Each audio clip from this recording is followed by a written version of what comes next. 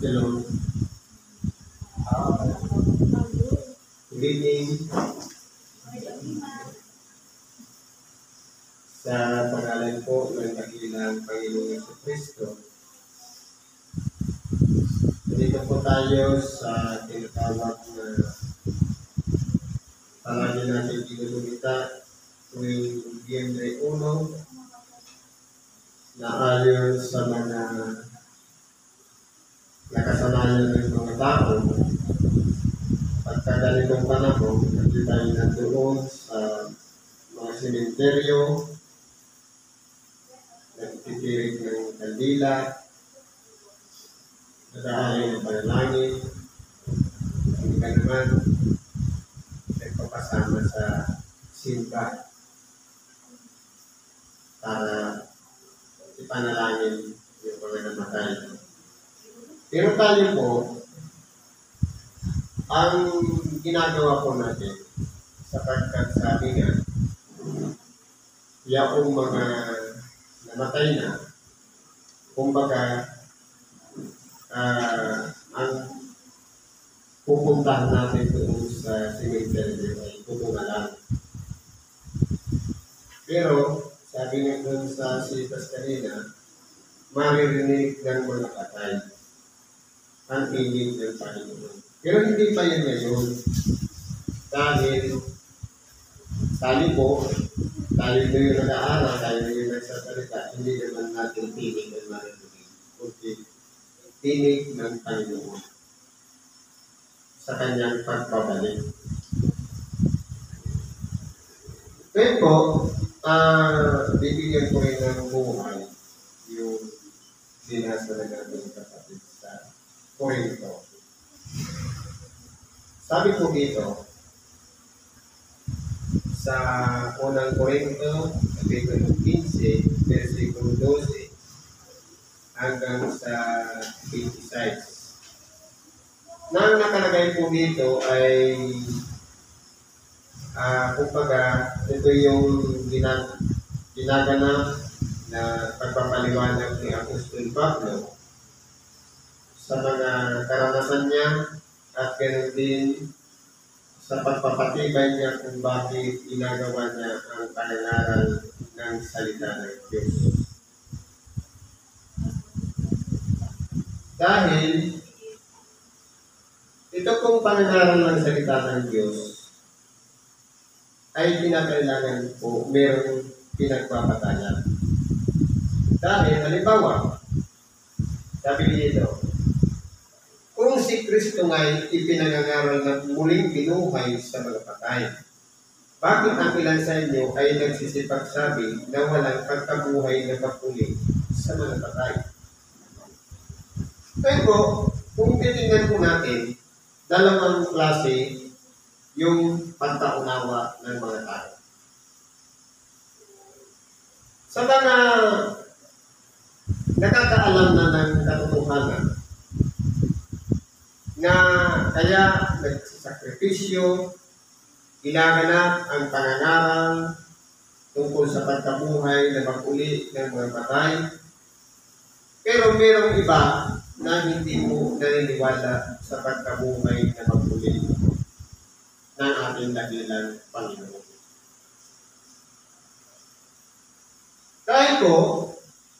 Kaya po nagsasakripisyo ang mga tagapanaran ng salita ng Diyos.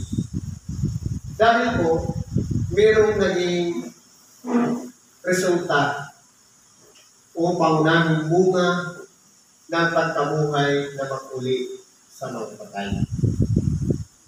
Kasi kung sasaliksikin po natin, mula nung likhain ng tao, umiiral po ang tinatawag na kamatayan. Hanggang sa dumating ang ating dakilang Panginoon, hanggang ngayon. Pero, ang ating dakilang Panginoon, siya po ang naging unang bunga ng pagkabuhay na maguli sa mga patay. Kaya po, dahil sa nangyari sa ating dakilang Panginoon, yun po ang nagbibigay ng lakas ng loob sa mga pinangungunahan ng Espiritu Santo na nangangaral ng salita ng Diyos. Dahil po, kumbaga, ang magiging resulta po ng ating ginagawa na panangaral ng salita ng Diyos. Kumbaga, meron po kasing batayan.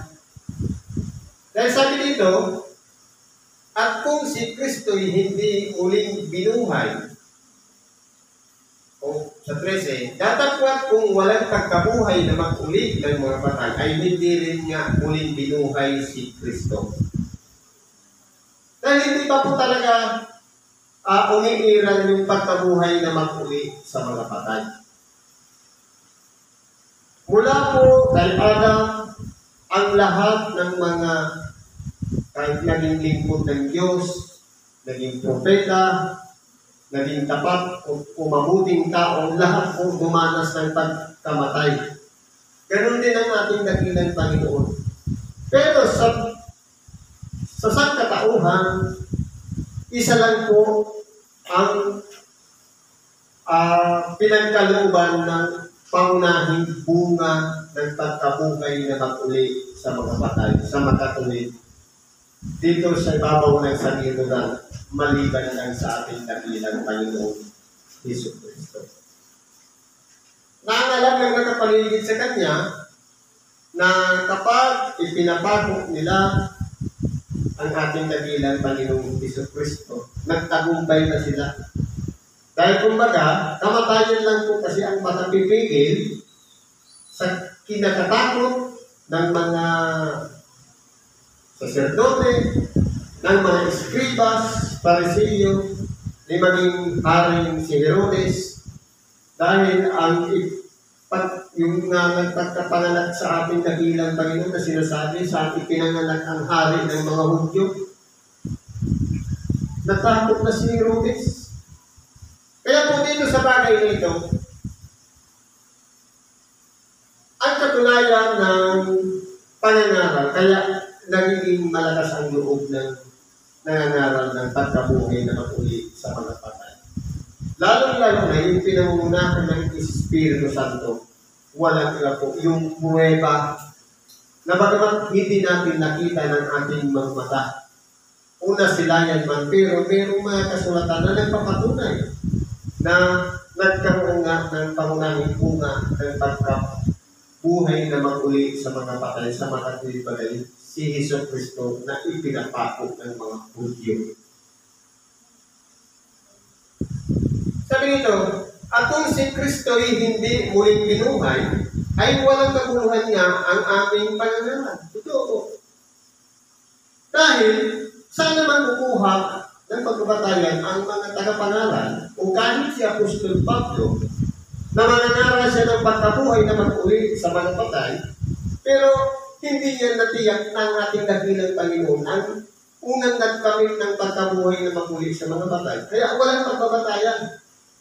Ano ang magbibigay ng kalakasan sa lahat ng tagapangaral na kung si Kristo hindi binuhay na mag-uli sa mga patay, useless po ang pangaral.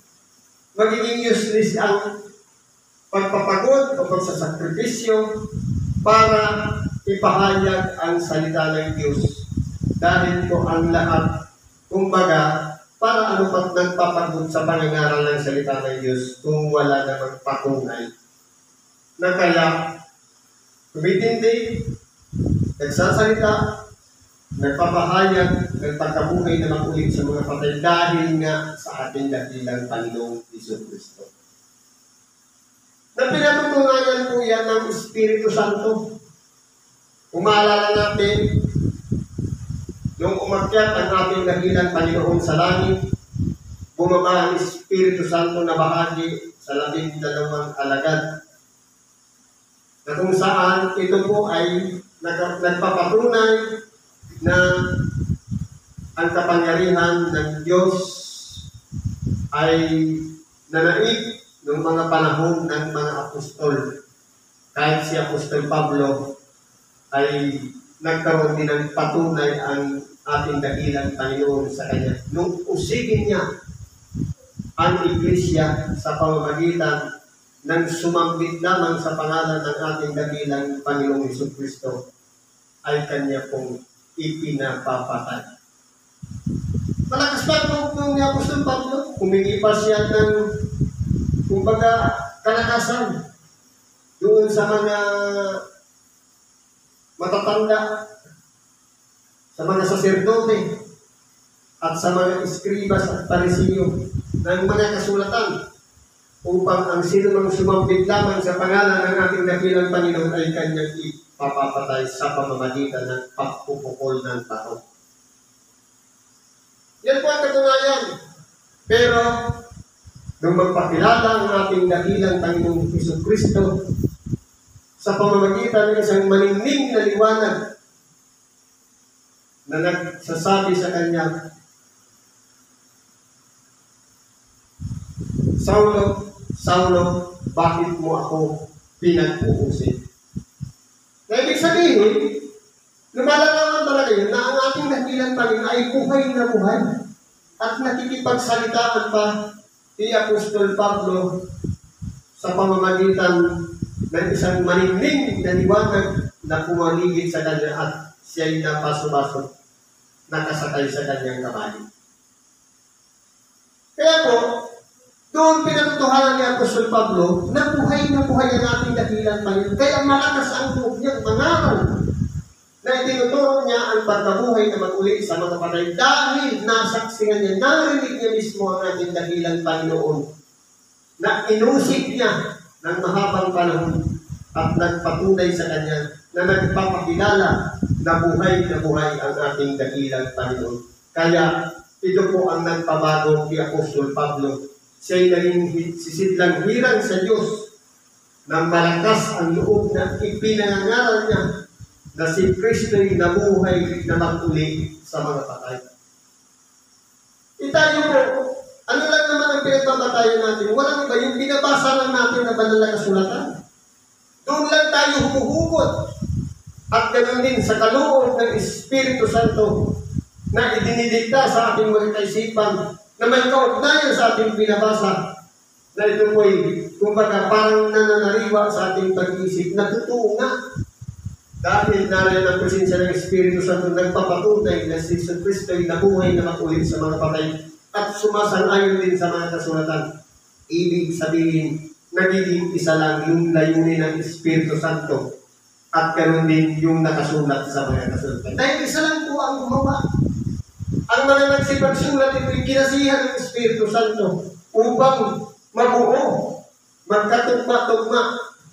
Ang lahat ng ito ay pinagtibay ng Espiritu at ganoon din mga nagsipagsulat ng mga kasulatan na hanggang ngayon binibigyan din tayo ng patunay ng Diyos na totoo nga na si Jesus Cristo ay nabuhay na mag-uli sa mga patay.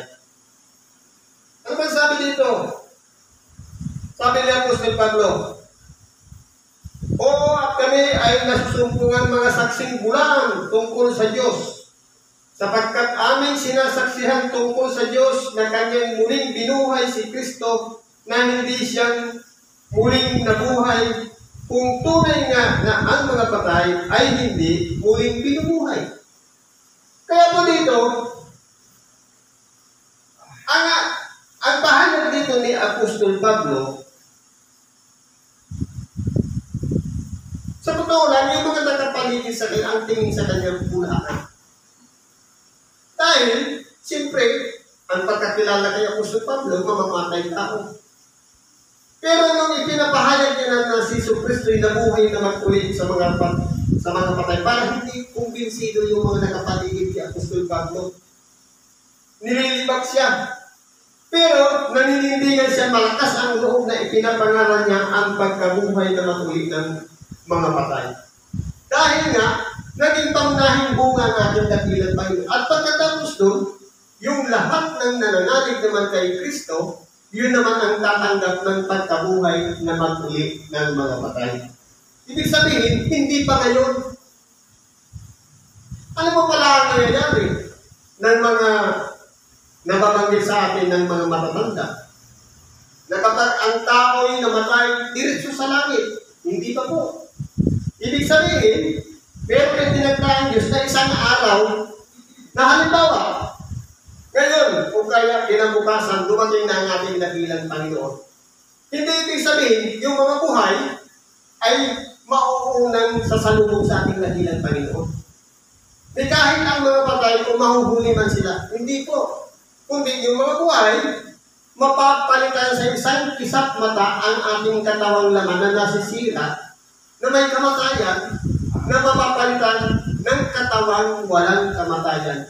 Ganun din po yung mga patay, o nangamatay na lumisa na dito sa ibabaw ng lupa, bibihisan din sila ng isang katawang niluwalhati na kung saan ito na po yung tinatawag na niluwalhating katawan na wala na pong kamatayan. Yan po ang mangyayari. Kaya wala pong magiging una. Yung mga nangamatay na, hindi sila nauna, kundi nauna sila na nawala na yung buhay, nabulok na yung kanilang katawang laman. Pero yung kanyang espiritu at kaluluwa, sabi sa banal na kasulatan, ang espiritu ay babalik sa Diyos. Sino po ba ang sasalubong sa ating dakilang Panginoon? Walang iba yung bawat may buhay o kaluluwa ng bawat isang nanalig sa ating dakilang Panginoon, Hesus Kristo. Kaya po, yung hindi nanalig sa ating dakilang Panginoon, Hesus Kristo, tatanggap din sila ng pagkabuhay na makulit, pero doon na sa paghatol. Yun po ang magiging resulta niyan. Sabi nito, sapagkat kung hindi muling binuhay ang mga patay, ay hindi rin nga muling binuhay si Kristo. Kaya po, hindi maaaring mauna na ang mga tao na namatay ay muling bubuhayin. Kinakailangan mauna muna si Kristo. Dahil sa Kanya po magsisimula ang pagkabuhay na mag-uli sa mga patay. Kasi po ang plano po kasi ng Diyos, ganito po yun. Ang nais niya, maging perfect yung, kaya nga, kung titignan natin ang tao, perfecto po ang pagkagawa ng Diyos. Umaalala natin yung likhain si Adam, at lalangin natin ang tao ayon sa ating wangis, ayon sa ating larawan. Kung ang Diyos, perfecto, sa wangis at sa kanyang larawan, ganun po ang tao. Lamang, dahil nga may kalaban ng Diyos, sinira po yung plano ng Diyos. Kaya, nagkaroon po ng tinatawag na pagkahiwalay sa Diyos. Kaya po yung kamatayan umira. Pero nung ipanganakan natin dakilang Panginoon, na binago niya po yun. Kumbaga, sa pamamagitan ng pananalig sa Kanya, kumbaga, meron ng choice ang tao kung ang pananampalataya sa ating dakilang Panginoong pagbabatayan, pagkabuhay na mag-uli doon sa Kanyang kaluwalhatian. Pero yung mga hindi kumilala sa ating dakilang Panginoon, pagkabuhay na mag-uli doon sa paghatol. Kaya, meron pong choice ang tao kung alin ang magiging priority natin na pinaka-target na pagkatapos na tayo'y nagsasakripisyo sa pag-araw-araw dito sa ibabaw ng sanglibutan. Ano po ba yung pinaka-priority nating objective dito sa ibabaw ng sanglibutan? Meron ba tayong plano doon sa inaharap? O hanggang dito lang sa ibabaw ng sanglibutan? Na alam natin, dito sa ibabaw ng sanglibutan, lahat may limitasyon. Ang mga nakikita natin, kahit mga halaman, mga hayop, maging tao man, maging itong sanglibutan, lahat po yan may hangganan. Pero po, ang salita ng Diyos ay walang hanggan. At ang Diyos ay wala ring hanggan. At ang tinanggap na buhay o pagkabuhay na makulit ng ating dakilang Panginoon, ito naman ay papunta sa walang hanggan. Yun po ang susundan ng tao. Ibig sabihin, kung saan naroon si Kristo, na nandoon siya sa kaluwalhatian ng Diyos, na buhay ang mga tao ay tatanggap din, sumampalataya lamang tayo sa ating dakilang Panginoon, Hesus Kristo. Mangyayari din yan sa atin sa hinaharap. Pero hindi pa ngayon, may tamang timing po yun. At kung si Kristo ay hindi muling binuhay, ang inyong pananampalataya ay walang kabulan, kayo'y nasa mga kasalanan. Ibig sabihin, halimbawa, walang nangyari na pagkabuhay na mag-ulit sa ating dakilang Panginoon. Magiging useless po ang pananampalataya natin.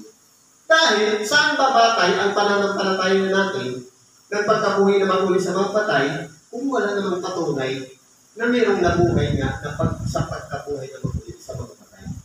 Dahil nga mayroon, nag-iisa lang, walang ibang ating dakilang Panginoon. Yun po ang nagpapatatag sa atin, kaya patuloy tayong inilalagay natin ang ating sarili sa maingat na kalagayan na hindi mapahamak, kundi mapunta tayo doon sa kalagayan na kung saan ang ating dakilang Panginoon ay naroon.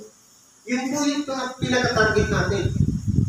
Kung gayon nga, ang mga nangatutulog din naman kay Kristo ay bawang nangapahamak. Ibig sabihin, yung mga hindi kumikilala sa ating dakilang Panginoon, mapapahamak po lahat ng yun. Dahil po, nariyan na, may buhay ka na. Ipinangangaral na ng mga tagapangaral ng salita ng Diyos. Pinatutunayan pa ng mga kasulatan na si Kristo ay nabuhay na mag-ulit sa mga patay. Ibig sabihin, mayroon na tayong pag-asa. Pero yung mga nakatutulog na hindi na kilala si Kristo, o kahit sinampalatayanan man lang yung kanyang aral, hindi nakapagbasa ng banal na kasulatan, kung malayo sa kanya, ibig sabihin, papunta lahat yun sa kapahamakan. Kung sa buhay lamang na ito, tayo'y nagsisiasa kay Kristo, ay tayo sa lahat ng mga tao ang lalong kahabat-habat. Ibig kong sabihin, halimbawa, ang inaasahan lang natin, buhay natin dito hanggang kamatayan. Kung hanggang doon lang yung paghahanda natin o preparasyon, na kung titingnan natin, nakasanayan po ng karamihan, na halimbawa, buhay pa, kumukuha na ng insurance, para kung mamatay man, mayroong maiiwan sa mga anak.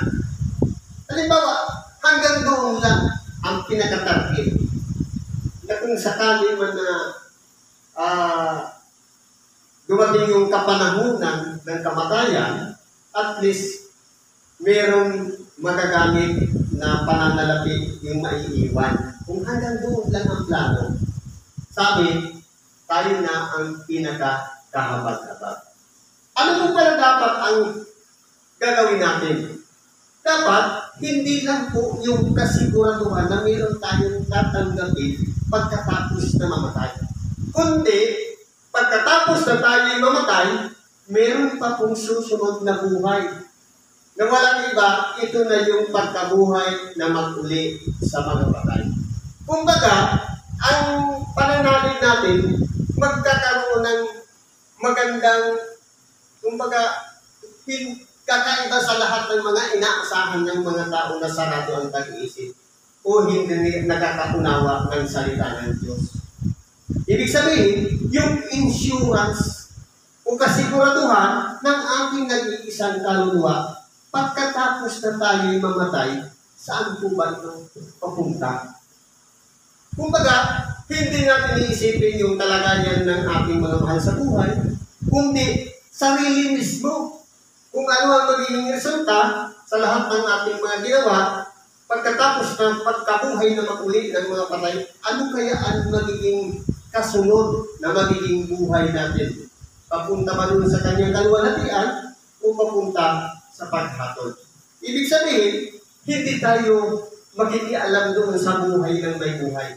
Kahit mga anak natin, ang gagawin lang natin, ipapangaral yung salita ng Diyos sa mga mahal natin sa buhay, para kung saan man tayo paroroon, na iningatan natin ang ating sarili, doon din sila paroroon.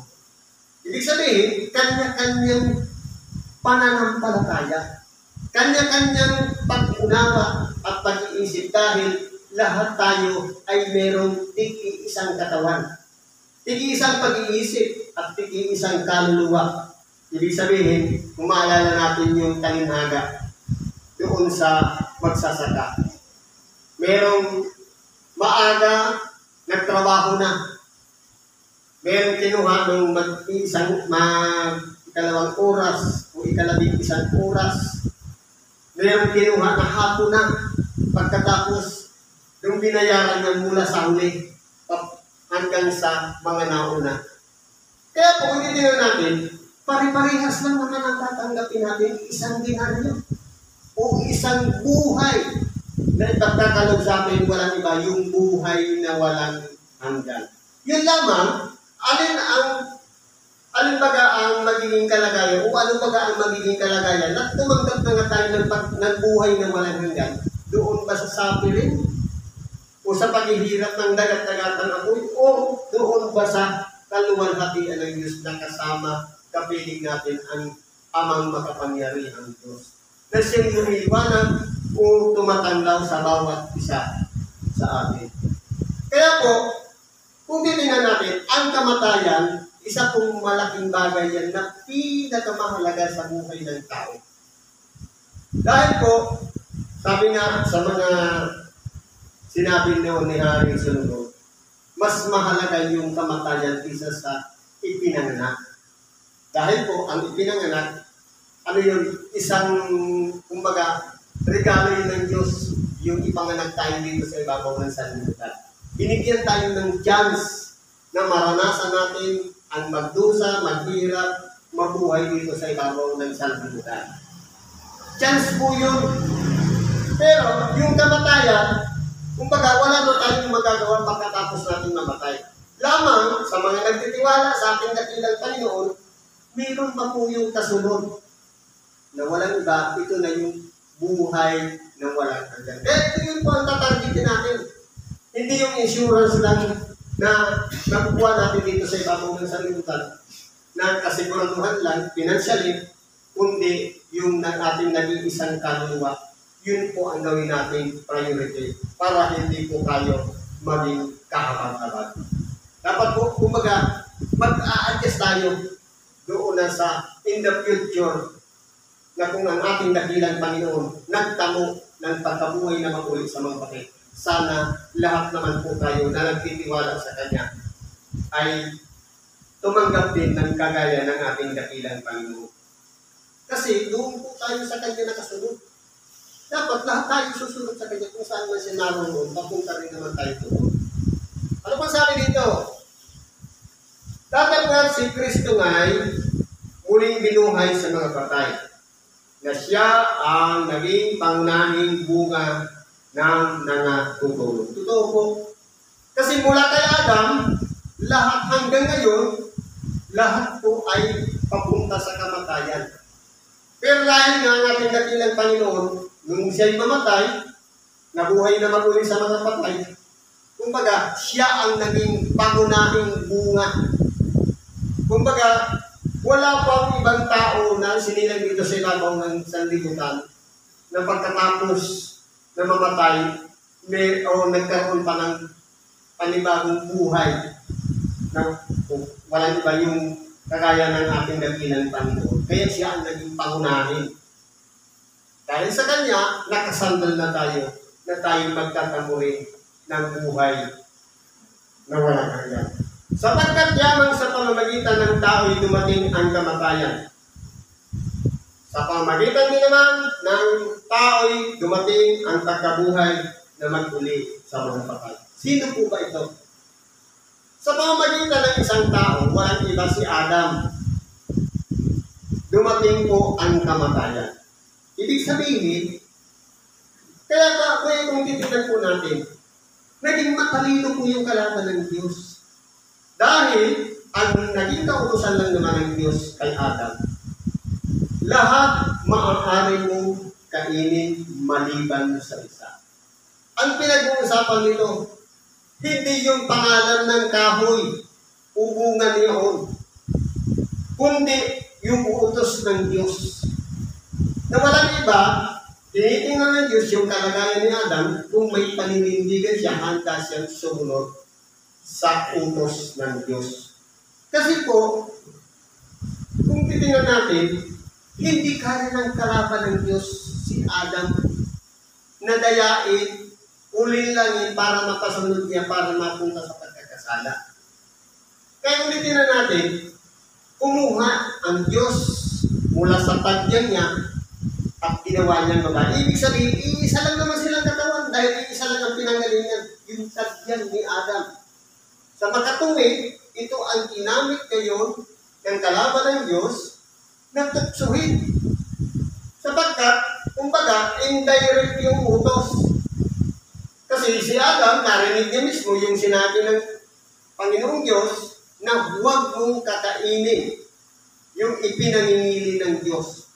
Pero dahil ipinasa na lang yung utos doon kay Eva, marahil pwedeng paniwalaan ni Eva, pwedeng hindi. Eh ulitin na natin, nung tinukso siya ng Diablo, na sinasabi, bakit hindi mo tikman yan? Sabi, hindi pwedeng kainin yan dahil ang sinasabi, kapag sa oras na kainin namin yan, kami ay mamamatay. Anong ginawa ng kalaban ng Diyos? Hindi ka mamamatay. Kundi ikaw ay magiging Diyos din naman. Sa makatuwid, yung tinatawag na Diyos ay isang kalagayan na kung saan ang tao ngay larawan ng Diyos na makaalam, na katulad na rin ng Diyos ng mabuti at masama. Kaya po, nung ginahin niya ni Eva, at dinalhan niya pa si Agar, nasumpungan nila sa kanilang sarili na sila pala ay iba. Ibig sabihin, nabuksan po ang kanilang kamalayan. Kaya, doon po ang nagsimula ang kasalanan sa unang tao. Kaya po, yung ikalawang tao, na walang iba, ang ating dakilang Panginoong Hesus Kristo, dumating ang pagkabuhay na mag-uli sa mga patay. Ibig sabihin, nasira yung plano ng Diyos dahil sa pagkakasala ni Adam at ni Eva, dahil sa pinatawag na paglabag. Ito na ngayon ang ating dakilang Panginoon. Ibinabalik niya muli na kung saan ang tao ang gagawin na lang sasampalatayanan yung ginawa ng Diyos sa pamamagitan ng pagkabuhay na mag-uli ng ating dakilang Panginoong Hesus Kristo. Binuksan niya muli ang isang pagkakataon sa tao na pwede pa rin masunod yung unang plano ng Diyos na ang tao ay maging infinite o walang hanggan ang magiging buhay niya. Kaya lilipulin niya ngayon yung pinaka-pahuli-hulihang kalaban ng Diyos. Sabi dito sa bandang hulihan. Ngayon, tuloy natin. Sabi dito, sapagkat kung paano si Adam, ang lahat ay nanamamatay. Ito po. Dahil sa pagkakasala ni Adam, nagtamo siya ng kamatayan. Na kung saan, ang kamatayan ng ibig sabihin niya, separation. Separation of the spirit from the body. Pero ano ingatan natin? Yung second separation. Yung ikalawang kamatayan. Yung pagkahimalay natin doon sa kaluwalhatian ng Diyos. Kaya po, dahil sa pagkakasala ni Adam, ang lahat ay nanamamatay. Ibig sabihin, naputol po kasi yung pinakapunang plano ng Diyos. Kaya ang lahat ng tao ay talagang namamatay. Kaya po, sigurado po talaga ang kamatayan ng bawat tao. Sabi nga, ang buhay, milagro, pero ang kamatayan, sigurado. Dahil nakasulat sa banal na kasulatan. Dahil sa pagkakasala ni Adam, ang mga tao o ang lahat ng tao ay nanamamatay. Ibig sabihin, patuloy po yan hanggang sa pagbabalik ng ating dakilang Panginoon. Ang tao talaga ay mamamatay. Sabi nga sa ibang parte ng banal na kasulatan, maliban na ang trigo ay mamatay, ay hindi siya mabubuhay. Ibig sabihin, lahat talaga ng tao kinakailangan mamatay. Pagkatapos doon, sa kapapalitan ng Diyos ng isang katawan na hindi na nasisira. ito na yung buhay na walang hanggan. Na kung saan, pananampalataya na lang yung pinakasusi. Na naging unang bunga ng ating dakilang Panginoon. Na kapag, kung paano nga si Kristo ay nagtagumpay, nakamtan niya ang buhay na walang hanggan. Dapat din naman tayo magtagumpay upang mangyari din sa atin sa inaharap. Natanggapin natin ang buhay na walang hanggan. Sabi dito, gayon din naman si Kristo ang lahat ay bubuhayin. Ito na yung chance. Kaya ang gagawin lang natin, sampalataya na natin ang ating dakilang Panginoon, Isu Kristo. Na ito na po yung nagbibigay ng opportunity sa atin na kinakailangan sundan natin yung yapak na kung saan naroon ng ating dakilang Panginoon. Tayo naman ay dumuon. Ito yung target natin. Sabi po dito, datapat ang bawat isa'y sa kaniyang sariling katayuan. Si Kristo ang pangunahing bunga. Pagkatapos ay ang mga kay Kristo sa kaniyang pagparito. Kaya si Kristo po ang naging pinakaunang bunga. Siya po ang unang pinagkaluban ng pagkabuhay naman uli sa mga patay. At pagkatapos doon tayo naman, yung lahat ng sumampalataya sa ating dakilang Panginoon, nag-iingat sa kanyang sarili at sumusunod sa kanyang yapak, yun naman po ang susunod na tatanggap ng buhay na walang hanggan. Kumbaga may programa po ang Diyos. Pero may tamang timing din yan. Hindi ura-urada na pag ang tao'y namatay, diretsyo na daw sa langit. Sa banal na kasulatan, hindi po ganun ang nakasulat. Kinakailangan ang pag-aantay. Tamang panahon, sabi dito, sa kanyang pagparito. Ibig sabihin, hanggang hindi pa dumarating yung oras na susuguin muli siya ng kanyang ama, na muli siyang bumalik at pumarito, hindi pa po magyayari na ang tao'y didiretso na doon sa kanyang kalwalhatian. Kumbaga, mag-aantay pa ang lahat ng tao. Sa makatuwid, kapag ang tao'y namatay, parang magiging useless lang. Kaya sabi dito sa Kalalagasaan, nangatutulog, parang tulog lang.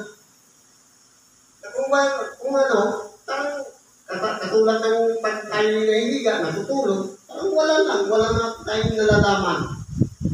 Manhid yung katawan o kaya wala tayong kaalaman sa nangyayari sa ating kapaligiran. Ganun po ang kalagayan ng mga nangamatay. Sabi po dito, kung magkagayon, darating ang wakas, pagka ibibigay na niya ang kaharian ng Diyos sa makatuwid bagay sa Ama. Pagka lilipulin na niya ang lahat ng tagahari at lahat ng kapamahalaan at kapangyarihan. Kaya, kung titingnan po natin, mayroon pa po kasi programa ang Diyos. Ibig sabihin, sa isang kaharian, mayroong hari. Pero ang ating Panginoong Jesucristo, siya ang magiging hari ng mga hari. Marami pa po kasi ang hindi kumikilala sa Kanya.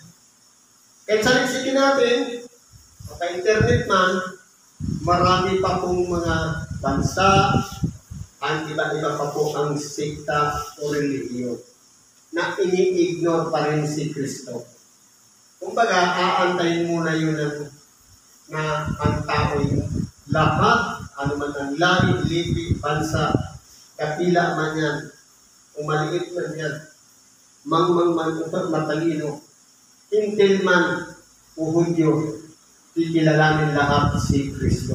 Kaya meron pang hinihintay ang Diyos na ipakilala, ipangaral ang Ebanghelyo sa lahat ng pinapal sa kadarating ang wakas. Ibig sabihin, kapag napasok na yung mga iba-ibang relihiyon na ipakilala ng lubusan si Kristo sa kadarating ang wakas. Kaya po, mag-aantay muna tayo sa ngayon. Sapagkat kinakailangan siya ay maghari hanggang sa mailagay niya sa ilalim ng kanyang mga talampakan ang lahat niyang mga kaaway. Kaya tinitingnan po natin sa mga iba-ibang relihiyon, iba-ibang pinaniniwalaan, iba-ibang sinasampalatayanan, lumalabas po yung kalaban ni Kristo. Dahil po, ini-ignore si Kristo. Kinakailangan niya munang lipulin yun.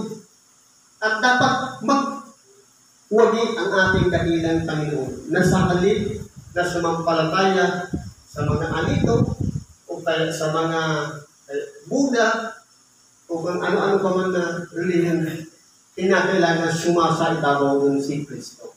Dapat mangyari muna lahat ng yun.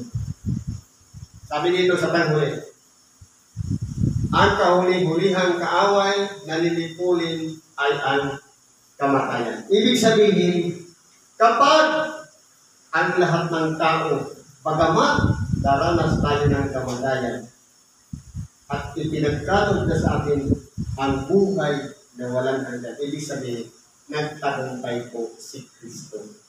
Ibig sabihin, siya na naging pangunahing bunga ng pagkabuhay na magmuli sa mga patay. Kapag lahat ng sumampalataya sa Kanya, o kahit hindi man lahat tumanggap ng pagkabuhay na magmuli sa mga patay, o kaya buhay na walang hanggan, ibig sabihin, nagtagumpay na nga si Kristo. Yan ang pinakatauli-ulihan kaaway na pagtatagumpayan ng ating dakilang Panginoon, ang kamatayan. Ibig sabihin, lahat buhay na. Kaya po, kung titingnan natin, naging pamamaraan lang ang sanglibutan na para dumami ang tao. Para punuin itong sanglibutan ng mga tao. Dahil ang gusto o pinakaplano ng Diyos, itanyag siya ng lahat ng mga tao, lahat ng mga dila, magpapahayag at kikilalanin ang kadakilaan at kaluwalhatian ng Diyos sa pangalan ng dakilang Panginoon Jesucristo. Kaya kung titingnan po natin, ang programa ng Diyos masaya sa bandang huli. Pero ngayon, dahil nandito pa tayo sa kalagayang material o pisikal na meron pang kamatayan, meron pang karamdaman, meron pang paghihirap, nararanasan ka natin ang mapagod, magsakripisyo, mapuyat, dahil andito pa tayo. Pero magtiwala lang tayo sa pangako ng ating dakilang Panginoon. Lahat tayo magtatagumpay din at pagkatulungan din tayo ng buhay na walang hanggan. Kaya yun po yung targetin natin, yung pinakaplano ng Diyos sa kanyang kaluwalhatian. Huwag po kung sa pagkatol, sapagkat ito po yung pagtatagumpay ni Kristo, ang buhayin lahat ng mga pinutol o sinira ng kalaban ng Diyos. Kaya ang tao dumaranas ng kamatayan. Kaya targetin natin yung buhay na walang hanggan. Magtiwala lang tayo sa Diyos, sa pangalan ng ating dakilang Panginoong Jesucristo. Kakanta natin yan sa ayon sa kalooban ng Diyos sa pangalan ni Kristo. Salamat po at mapagpalang gabi sa bawat isa.